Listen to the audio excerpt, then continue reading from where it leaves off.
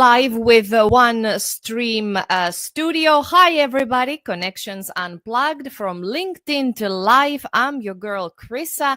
And this podcast is powered by One Stream Live from Finland with love, a cloud-based live streaming solution that enables you and all content creators out there to create and schedule and multi-stream either pre-recorded or live real-time videos to more than 45 plus social media platforms out there and the web, of course, on your website.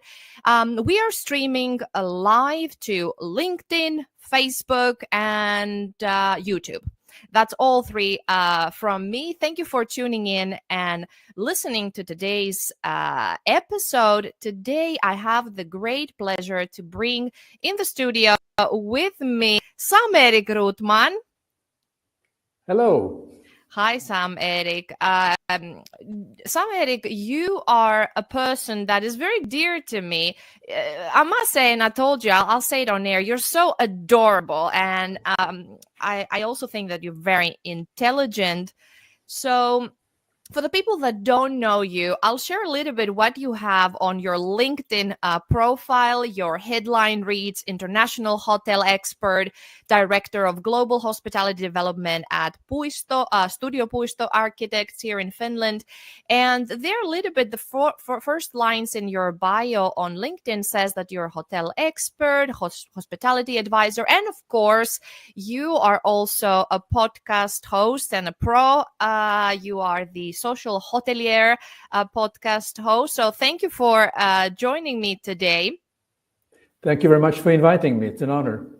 The honor is all mine. And we go a little bit back. Tell us a little bit. Do you remember, and for the people tuning in and listening, how do we know each other? How did we become connections on LinkedIn in the first place? Do you recall? Well, I think we have met through Haaga-Helia, University of Applied Science. That's initially how we have met. And then we just have connected through LinkedIn. LinkedIn is always the place where I reach out to new acquaintances and try to make the new connections to create a community around me and be a part of a community. You're an excellent community builder, and you said about Haaga-Helia, and you're so right. You had a course there, and you still have that course. The course is still available at Haaga-Helia online, where you were teaching about video marketing. Is that right? And you had the excellent 30-day challenge. Tell us a little bit about that, because you inspired me as well to participate in this 30-day challenge and make a little video every day. And then I started going live on my Facebook profile and so on. Of course, I'm a journalist and I've always done videos here and there, but then I became more disciplined. So tell us a little bit about your also teaching career and things that you find passionate. Oh, okay. So you're passionate about? Well, I think initially the 30-day challenge that you mentioned started from because I was insecure and afraid about going live on be in the front of the camera and looking through sort of that lens to the other side. So that helped me to connect with people and also to be more personable. And so these were just sort of the tips. I tried to coach myself how to use them. So that's how I created this 30-day challenge, because it helped me then to become more confident in front of the cameras, because it can be mind-boggling for people. And when you go live, particularly like we are now, this adrenaline monster in your stomach starts going and you're getting very nervous about will the technology work and everything. So I overcame many of those obstacles I had by doing the 30-day challenge, and that's how I wanted to share my experience about that. Now, the course that I created was about video marketing for hospitality industry, because I felt that hospitality and hotel industry is behind the curve in many ways. Now, we're going back to 6-7 years ago when I created this course, because I saw at that time that there was a huge opportunity for the hotels and restaurants and tourism to become more active and showcasing their unique story through different social media platforms.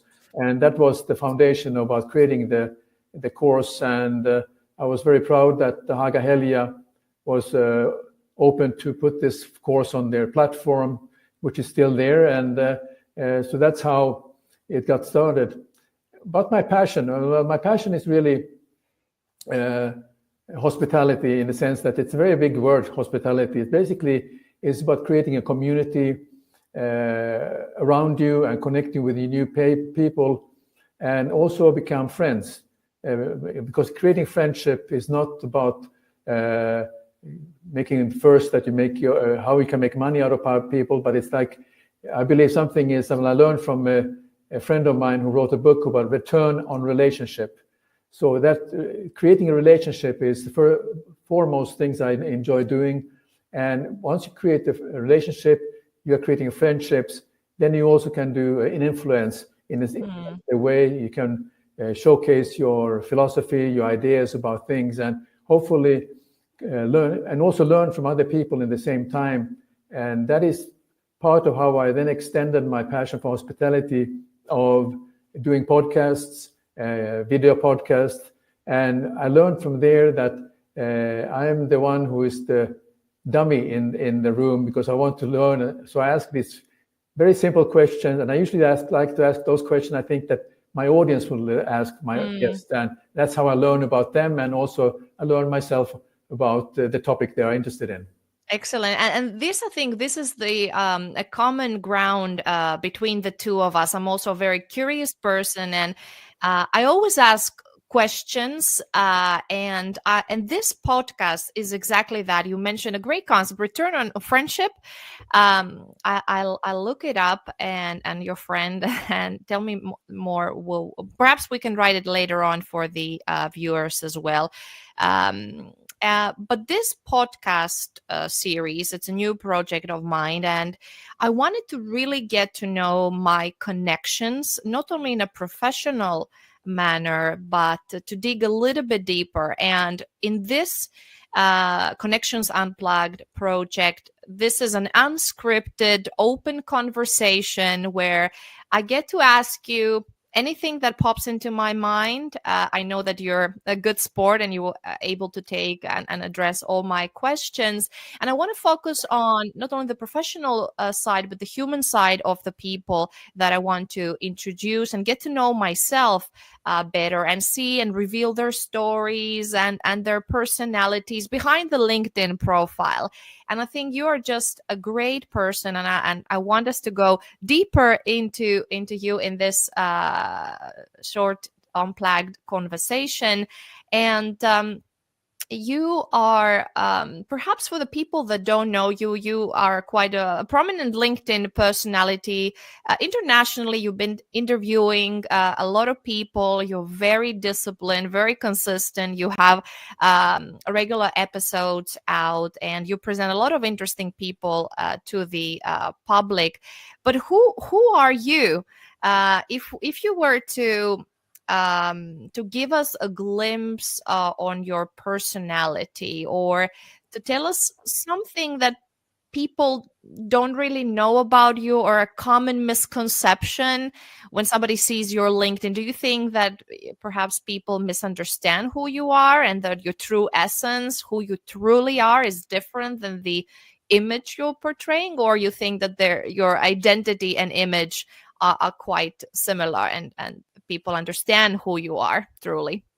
Well, I think I have to always ask my friends, and probably ask what they think of me. But I think initially, I usually consider myself as you see what you get. So I'm quite open-minded. I like to learn about the other person, and about myself. I have been around for a while, so I'm always curious about myself and see where I can be better as a person. And I learned last week, I was in Malta attending the Mediterranean Tourism Foundation, a forum, which I've been going there for about 6-7 years. And somebody described me as that anytime there's somebody in the space where I am is inclusive, meaning that I accept everyone regardless of their gender or special interest or political views. I mix everybody to my space. So that's kind of a welcoming space where I am located all the time, which helps me then to connect with all kinds of people and learn from them. So that's how somebody described about me last week.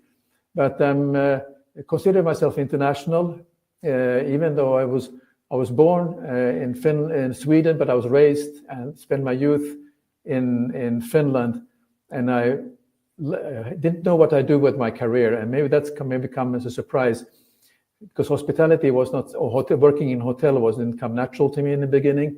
But I asked somebody who knew me best, which was my mother, of course. Mm-hmm. So I asked her, well, where should I go? What should I do? And well, she said, well, why don't you try to get a job at a hotel, which I did. And that kind of opened up my career working in hotels. So that's my entire career has been in hotels. And I think what it describes is that I enjoy serving people, not subservient, but doing something good for them. And that has been my motto about working in hotels. Originally, I always said that my slogan was, or what I thought would be hospitality and definition would be that the customer is king. That was originally how I started.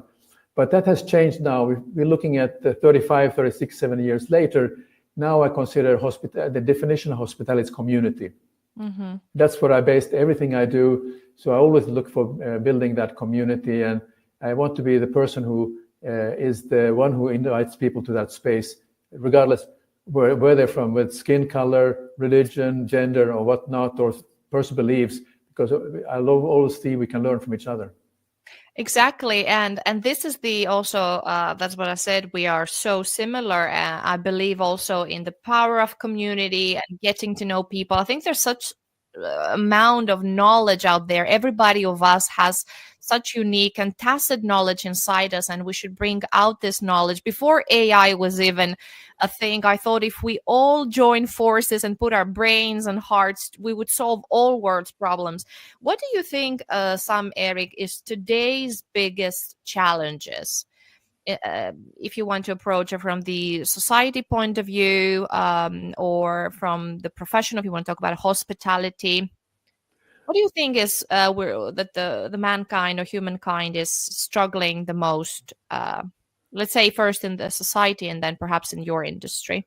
Well, I think we have struggled about similar things for centuries, but now it becomes the opposites are contradictory. Opposites are even more visible because of the social media, and people are hiding behind a social media comment or to put people down. And I think it's a very sad situation where which is going, that it has been sort of polarized, the situation ever before. It has been polarized in many ways before, but it wasn't so obvious because of the media. We didn't have social media. We didn't have people can hide behind an AI to create your image for you, who could answer the questions for you. So what I'm seeking more is the authenticity, and also to think twice before you say something, and rather using the tools you have two ears. You listen more, and then that one tool you have where you speak less. And I think that's where we have to pay more attention to those things. That's in general in society. We look at what has happened recently. I mean, I wrote a blog which is available on Substack and also here on LinkedIn about how I felt about the independence of Finland, the 107 years of independence. I'm very proud about that achievement, and also I know the struggles that previous generation has gone through, and particularly I think about my parents whose youth was shaped during that war. And when we consider those struggles and the wars going around us at the moment, I feel so sad and about what's happening for the children and people who are losing their youth because they're living in a situation where politicians are taking in charge and throwing bombs at each other. It's a very sad situation, and we have to move forward from there. Yes, and we live in a constant fear and uncertainty.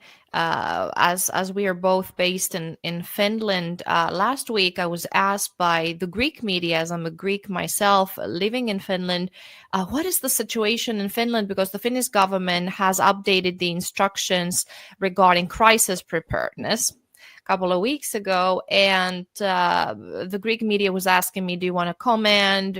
Are they afraid of something? Why the instructions have been updated? And it is this constant state of fear.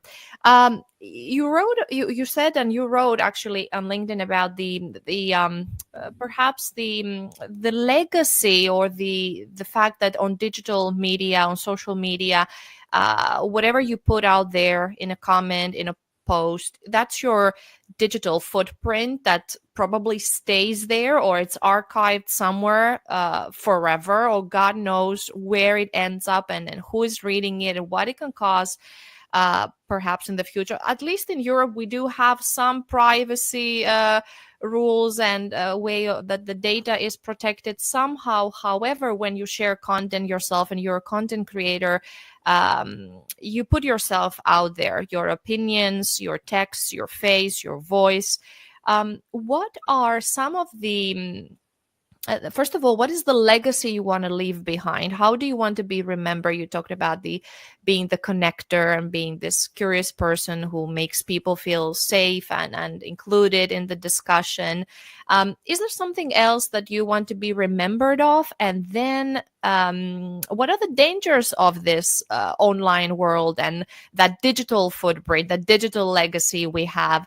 Is it towards our benefit? Because not everybody perhaps has the power and the media literacy to know how to handle their personal brand. I know I'm bombarding you now with questions, but if you can address them, first of all, what legacy you want to leave behind, and then is there any dangers to that, at least from the online legacy you've already left?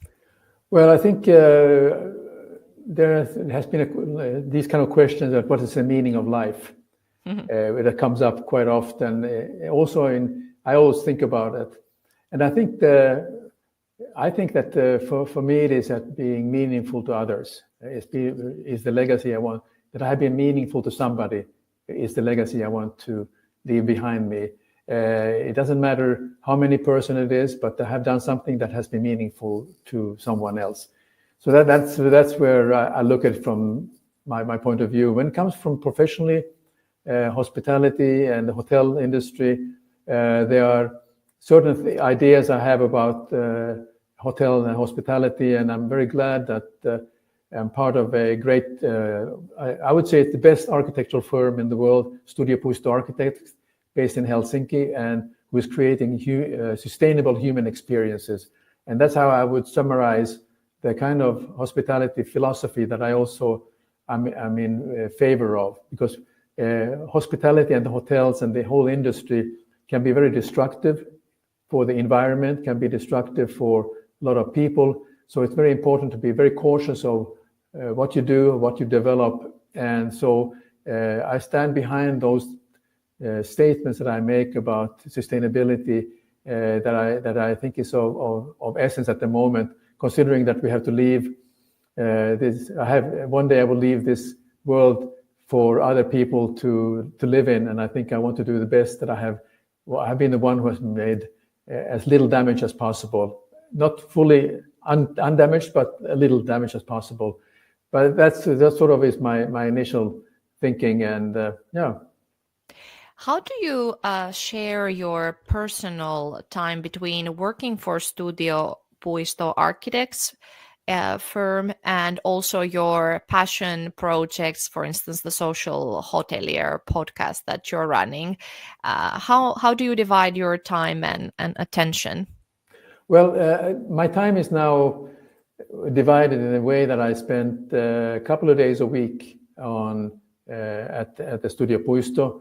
But what it means is that because I don't have like architects have a very fixed schedule and they have fixed hours on a particular project, my role is more on the marketing and lead generation and developing leads for new projects and new opportunities, and also connect with new potential developers who want to create something interesting, and in maybe they have a place which is a location of exceptional beauty, and they're thinking, well, who can develop this project for us? So I have a connection there, or I'm contacted, and so it doesn't matter really what day of the week that is happening. So, but it can be any day, and that's where I'm available to have those discussions.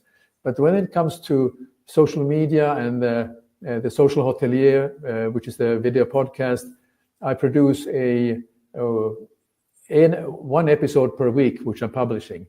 What's going behind that, because I'm also the producer and the content creator for this, I may have conduct 3 or 4 interviews of a period of 1 week, and then I spread out those episodes over a period of a month. So I always work in advance with these kind of projects. And when you create a podcast, I think it's not only, I'm not as good as you are, where you're having unscripted live videos like here. I'm quite prepared. So I go well prepared into my interviews. I create those scripts and questions in advance for my guests, so they know a little bit about what we're going to talk about. And so it takes me, by that takes me a couple of hours. It takes me another few hours after I've had the conversation, where I create the actual podcast, the audio version, which have a separate intro and outro, and then the video has a separate intro and outro.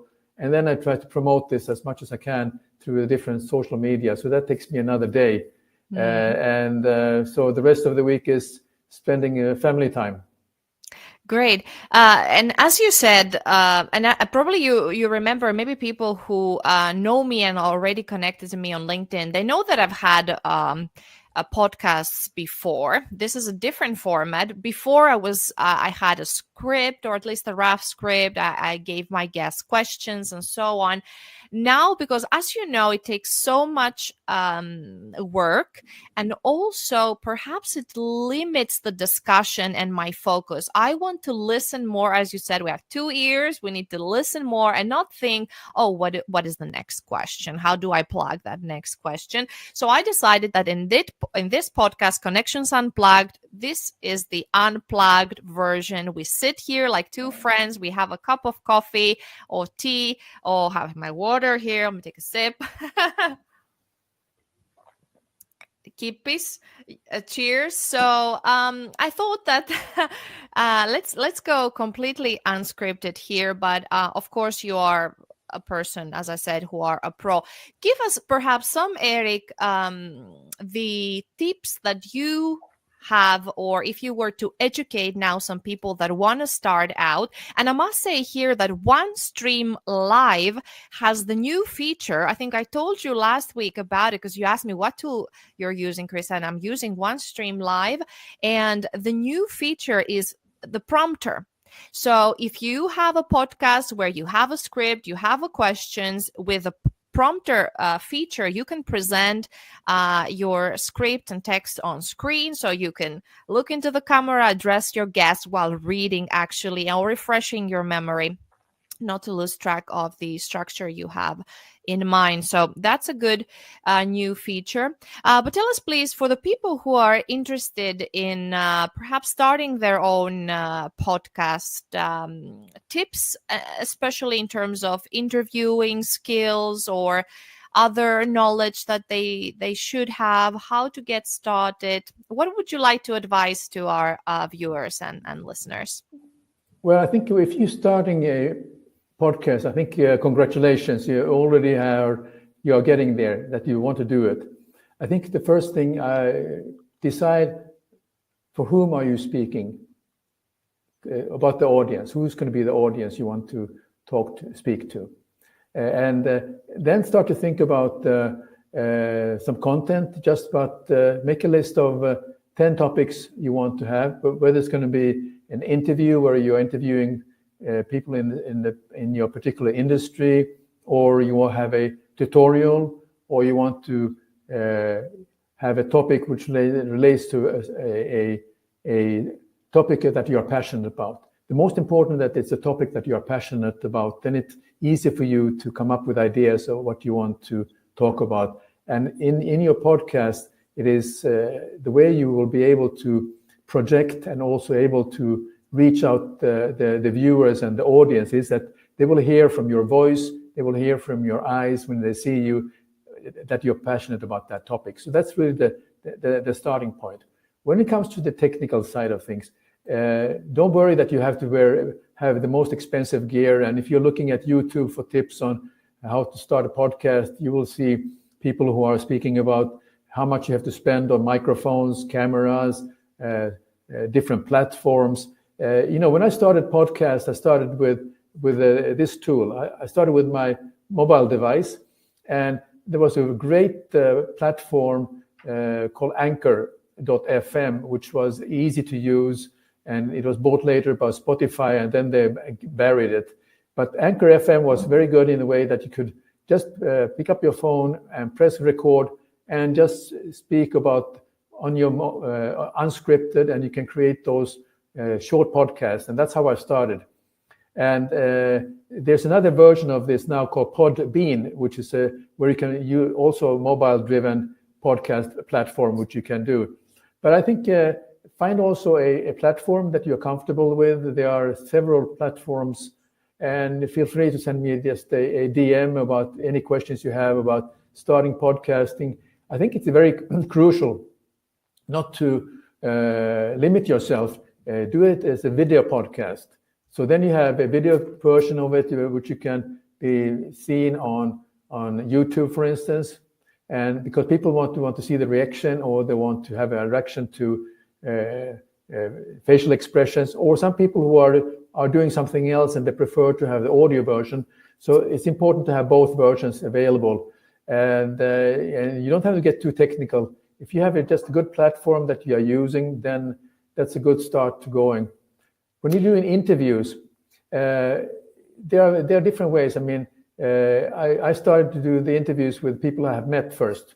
I mean, on LinkedIn, my contacts on LinkedIn, and then I reached out to a platform called Podmatch, which is actually connecting people.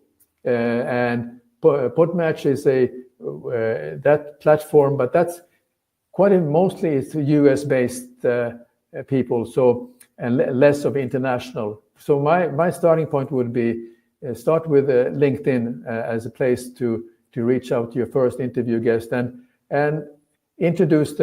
create a brief and a pitch for what is your podcast about.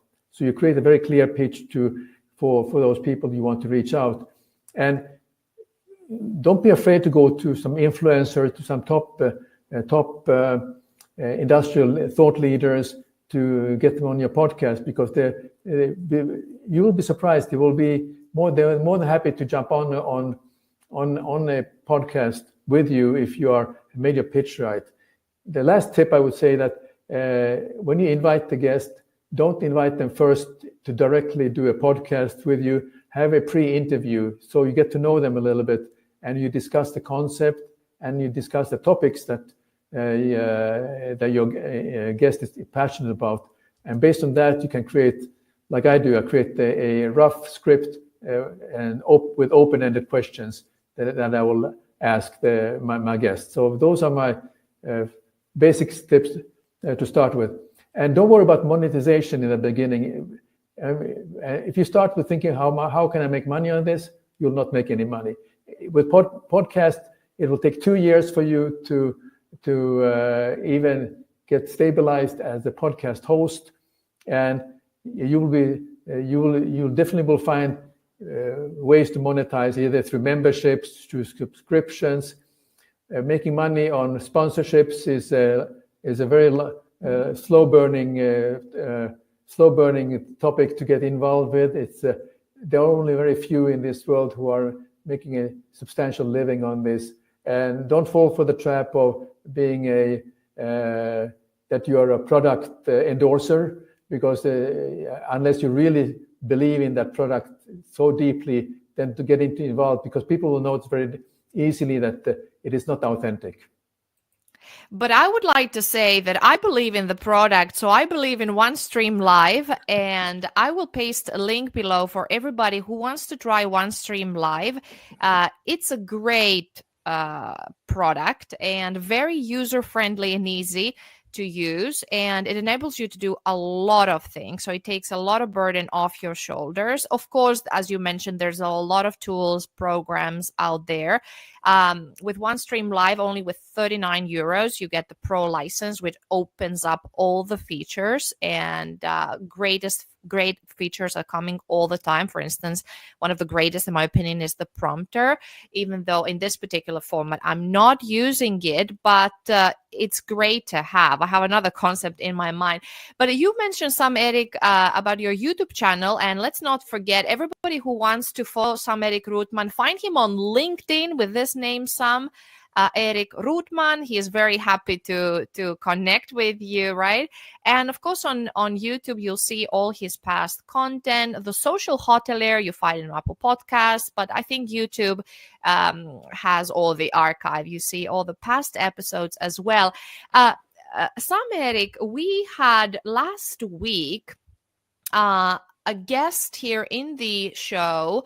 Joppe was here, and I asked him to leave you a question. I would like to create this red thread between my guests. And first, I would like you to answer to Joppe's question, and then be prepared to ask my next guest one of your questions. So, Joppe asked you, if you could cast a spell to make the world a better place, what spell would you cast? And I would add, and why? So, cast a spell? If you would cast a spell to make the world a better place, you can define what is a better place, right? You sort of touched upon it. What spell would you cast? What power or superpower would you give? Or what kind of spell would you like to see to make the world a better place? Tackle this question from Joppe, please. Oh, that's an excellent question. And for me, it's very easy. I like to, that spell I would give to everyone is to have the imagination and the innocence of a child. And I think that is a good starting point for everyone. Have the innocence of a child and open-mindedness. When you see a child, they're and you have eye contact, they will smile at you, and they have no preconceived ideas of who you are, your status or your background and so on. So that's kind of a spell I would like to cast on the world at the moment. To have like a childlike innocence and see the world through a child's eyes. That's excellent. Yeah. And I believe that you do have, despite your wise years and the experience you bring on, I think you have this childlike curiosity about life. Correct me if I'm wrong. Well, I'm working on it all the time. Yes, as I said, I have huge respect for you, and I can really see through people, through the way they look, through their eye contact, the way they speak, how straightforward they are. And I think you have that very clean gaze, that your eyes, you can see that you're an honest person who doesn't have the second thoughts. You don't want to, you don't say one thing, but you're thinking of something else. And I appreciate you, Sam-Erik Ruttmann. You want to know my question for the next guest? Yes, please. Okay. So our next guest, I know who it will be, but I'm not going to tell you. It's a great lady, though. I can tell you that much. It's a lovely lady, very intelligent, and if you would ask anybody a question, or a question that is interesting for you, you'd like to hear people's opinions or insights, what would it be? What does happiness mean to you personally? What does happiness mean to you? Great. We make a note for the listeners out there, everybody watching, LinkedIn, Facebook, YouTube. Write your answer in the comments. I would like to bring your comments to the next show. We can read them also to my next guest and discuss about happiness and what people think, what you think out there, what my next guest thinks, and so on. Sam-Erik Ruttmann, is there something you would like to absolutely add as we close today's Connections Unplugged episode? Well, I think just finally, Chryssa, it has been really nice to have this unscripted chat. And I was just between you and me, I was a little bit nervous of what kind of questions you will be asking me, but I think you took easy on me, so I really appreciate that. And I also told the live viewers I'd like to thank you for tuning into this, and please follow Chryssa. She has some great content she's producing, and she's a great lady. Thank you, Sam-Erik. Feelings are mutual. I would like to thank you, wish you a nice rest of the day, and hope we meet soon in person next time. Do you have any upcoming plans for your day or this week? How do things look like? Well, I have several meetings coming up, and on professional level I have, and then there's a new episode on my video podcast coming up on Saturday. So I have enough content, so there will be it will continue throughout the holiday season also. So really appreciate if you are tuning in to my podcast, and make a review on the Apple Podcast, which you can do on your mobile device only. So write a review in there and tell me what you think, and or ask me a question. Look forward to it. Great. Thank you, Sam-Erik. Sam-Erik Ruttmann, follow him out, the Social Hotelier, excellent podcast host, excellent person, hospitality expert, hotel expert. And I'll say bye for you for now, and I would like to thank everybody for tuning in and listening. Okay, I cannot remove you here, so stay with me. Okay, here it is. Now I got it. So as Sam-Erik is busy now with his meetings, I would like to thank everybody for tuning in and listening. This is Connections Unplugged. Next time we will feature another lovely guest and ask her about what happiness means to her. And remember to check out OneStream Live if you're interested to produce your own content. Give it a try. It's worth it. And I'll put a link down there so you can have a straight access. So I will leave you with a little message to see all the potential that a OneStream Live can do for you. I'll see you next Wednesday at 11 o'clock Finnish time. Bye.